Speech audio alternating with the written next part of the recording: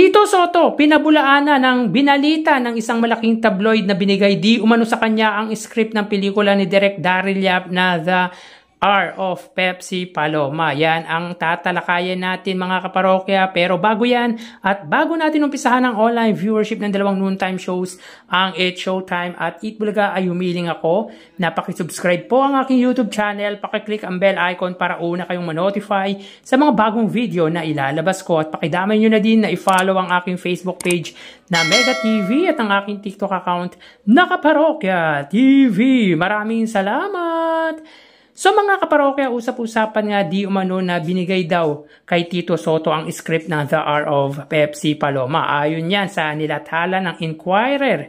Pero pinabulaanan ito ng dating Senate President na si Tito Soto na kapatid ni Bossing Vic Soto. Ayon sa pahayag ng isa sa pinakamalaking tagapagbalita sa bansa, Pepsi Paloma is script handed by intermediary to Vic Soto siblings who is a senator. Meaning ibinigay sa kapatid ni Bossing Vic Soto na si Tito Soto ang script ng nasabing pelikula ni Daryl Yap. Ayon kay Tito Soto, true, false, they gave a script to Vic Del Rosario, not Vic Soto. Vic nor I never read their script. Sinundan pa nito na you should find out first if what you are reporting is accurate or not. Nakakayang kumagat sa showbiz gimmick. Mainstream pa naman kayo. Well, Tito Soto has a point naman. Bago ka mag-report, dapat mangalap muna kung totoo, dahil isa sila sa malaking mainstream or malaking tagapagbalita dito sa bansa. Kumbaga, ask their consent muna mga parokya, Tito Soto or Vic Soto, bago magbigay ng report para maging accurate or hindi po sila maging bias. Ayon pa kay Tito Soto, never daw nilang nabasa ang script at never daw siya or si Bossing Vic Soto ang binigyan nito, kundi si Vic Del Rosario, ang producer ng Viva Entertainment na tumanggi na mag-produce ng pelikula ng direktor na si Daryl Yap. Maybe nakuha nila ang report na yan mga kaparokya sa abogado ni Direk Daryl Yap na si Attorney Raymond Fortune, kung saan ayon sa interview dito ay binigay daw di umano nila ang script kay Tito Soto at gate pa nito na hindi na nila daw ito kasalanan. So pakinggan nyo po ang interview ng abogado ni Direk Daryl Yap na si Raymond Fortune. Sa inilabas na utos ng korte, pinagsusumiti nito ng verified return of writ si Yap. Sabi ng abogado niya, sasagutin nila ito sa Miyerkules at ilalaban ang karapatan ng direktor sa freedom of artistic expression. Sinagot din nila ang sinabi ng kapo ni Soto na hindi kumonsulta sa kanila si Yap tungkol sa pelikula. Ayon sa abogado ni Yap, binigyan daw nila ng kopya ng script ng pelikula si Soto bago pa inilabas ang teaser nito. The purpose was really for them to give comments doon sa script. Wala naman po. Ilang beses po na nag-follow up si Direk Daryl tungkol doon until finally na-shoot na lahat ng mga scenes. So, hindi na namin kasalanan yon. So kayo mga parokya, ano masasabi niyo sa pahayag ng abogado? Please comment down below. So tara ating alamin ang online viewership ng dalawang bigating noontime show. Para sa Eat Bulaga under TVJ Facebook page na may 2.8 million followers at sa It's Showtime naman po na may 18 million followers. So as of 1:36 PM ang It's Showtime po ay may kasalukuyang segment na Tawag ng Tanghalan. Ito po yung grand finals mga kaparokya ng Tawag ng Tanghalan.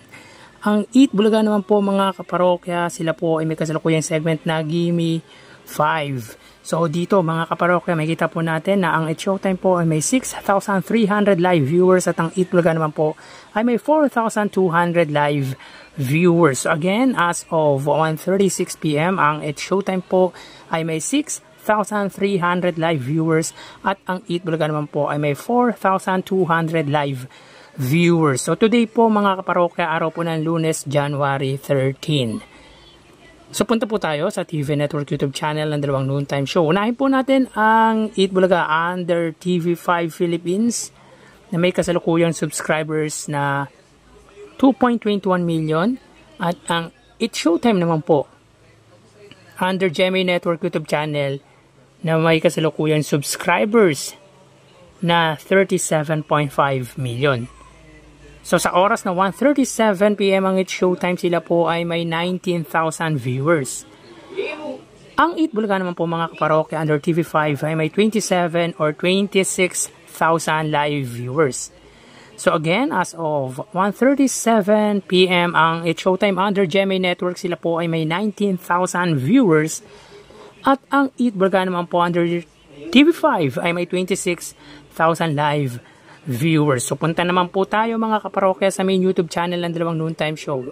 Para po sa It's Showtime under ABS-CBN It's Showtime na may 2.49 million subscribers, at sa Eat Bulaga under Eat Bulaga TVJ YouTube channel na may 1.24 million.